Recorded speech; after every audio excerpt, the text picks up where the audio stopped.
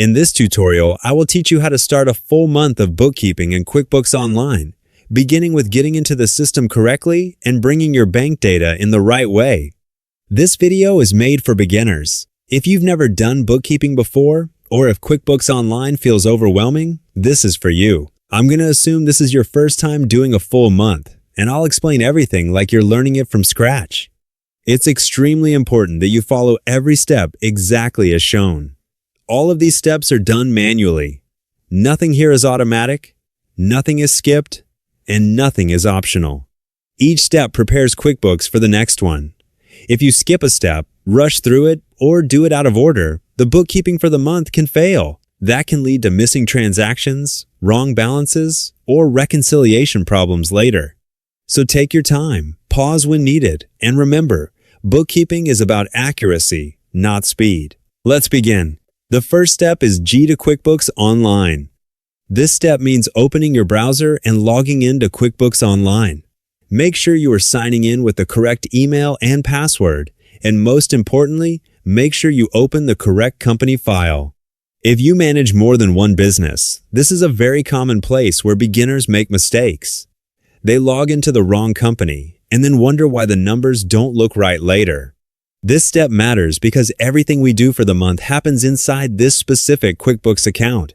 If you start in the wrong file, even perfect bookkeeping work will be useless. Once you are fully logged in and can see the QuickBooks dashboard, don't click ahead yet. Let's move carefully into the next step. Step 2 is, make sure you are in the right account type. This step is about confirming that your QuickBooks setup matches the way you need to work. QuickBooks can display information differently depending on the account type and user view. If you are in the wrong account, type, or view, menus may be missing, options may look different, and instructions won't match what you see on your screen. That can make beginners feel like they're doing something wrong when they're not. This step is necessary because bookkeeping requires consistency. You need to be sure that the system is set up correctly before you start connecting banks or categorizing transactions. If you skip this step, you may struggle in later steps because buttons or sections won't be where you expect them to be. That leads directly into the next step. Step 3 is, if it's different display, you can click on Settings icon and click on Switch to Accountant View. Here, you're fixing the display if it doesn't match what you're supposed to see. You click the Settings, also called the gear icon, and choose Switch to Accountant View. This step ensures you're using the most detailed and professional view of QuickBooks. Accountant View gives you access to the tools you need for a full month of bookkeeping. A common beginner mistake is ignoring display differences and trying to figure it out anyway. That usually leads to confusion later when steps don't line up. If you don't switch to the correct view when needed, you may not be able to follow the remaining steps properly. Once your view is correct, you're ready to bring in real data. Step 4 is, go to Banking section to connect your bank account. Now you move to the Banking section in QuickBooks Online.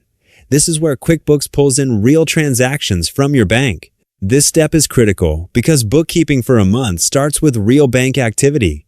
Without bank data, you're guessing instead of recording facts. A common mistake is trying to manually create transactions before connecting the bank.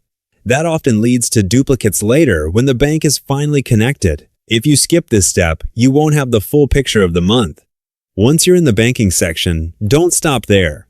The next step tells you exactly what to do next. Step 5 is, go to Bank Transaction, then click on Link Account.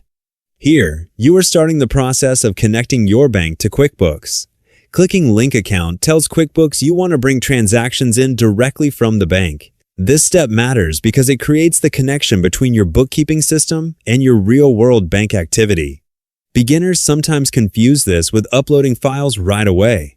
But first, you always try linking the account. If you skip this step, you miss the chance for automatic transaction downloads, which saves time and reduces errors. Once you click Link Account, you're ready to search for your bank. Step 6 is, type your bank name in the search bar. In this step, you search for your bank by name. QuickBooks uses this to find the correct login portal for your financial institution. This step must be done carefully. Typing the wrong bank or choosing a similar-looking name can cause connection issues. A common beginner mistake is rushing and selecting the first option without checking. That can cause failed connections or wrong accounts. If this step is done incorrectly, the connection won't work, and you'll have to start over. Once you select the correct bank, the next step follows naturally. Step 7 is type your details, then sign in. Now you enter your bank login details and sign in. This allows QuickBooks to securely access your transaction data. This step is necessary for QuickBooks to download transactions. Without signing in, there is no connection. Beginners sometimes worry here, but this is standard and secure. Another mistake is mistyping credentials, which causes connection failures. If you skip or fail this step, QuickBooks cannot retrieve your transactions, and your bookkeeping process stops here. But sometimes, banks don't connect, and that's why the next step exists. Step 8 is, if your bank doesn't connect, you can add the transactions manually. This step explains the backup plan. If the bank connection fails, you can still move forward by adding transactions manually. This is important because bookkeeping should never stop just because technology doesn't cooperate. A common mistake is giving up at this point and leaving the books incomplete. Instead, QuickBooks gives you another way. This step keeps your month moving forward no matter what. To do that, you need to access the Upload option. Step 9 is, click on the drop-down menu beside Link Account column. Here, you click the drop-down menu next to the Link Account area. This reveals additional options for adding transactions. This step is necessary because the Upload option is hidden inside this menu. Many beginners miss it because they don't click the drop-down.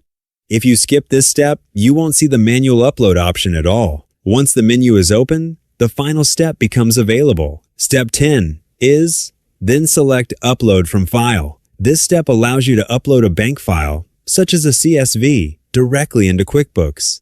This is how you manually bring in transactions when automatic connection isn't possible. A common beginner mistake is uploading the wrong file format or skipping earlier steps that prepare the account.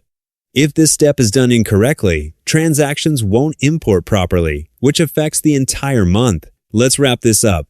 In this tutorial, you learned how to start a full month of bookkeeping by logging into QuickBooks Online, confirming the correct view, connecting your bank account, and preparing a backup plan for manual uploads. This manual process works because it ensures completeness and accuracy. You're bringing in every transaction before categorizing anything, which is the foundation of good bookkeeping. If you feel unsure, rewatch the steps about switching views and connecting the bank. Those are the most common places beginners get stuck. Take it slow, follow each step carefully, and once this foundation is solid, the rest of the month becomes much easier to manage.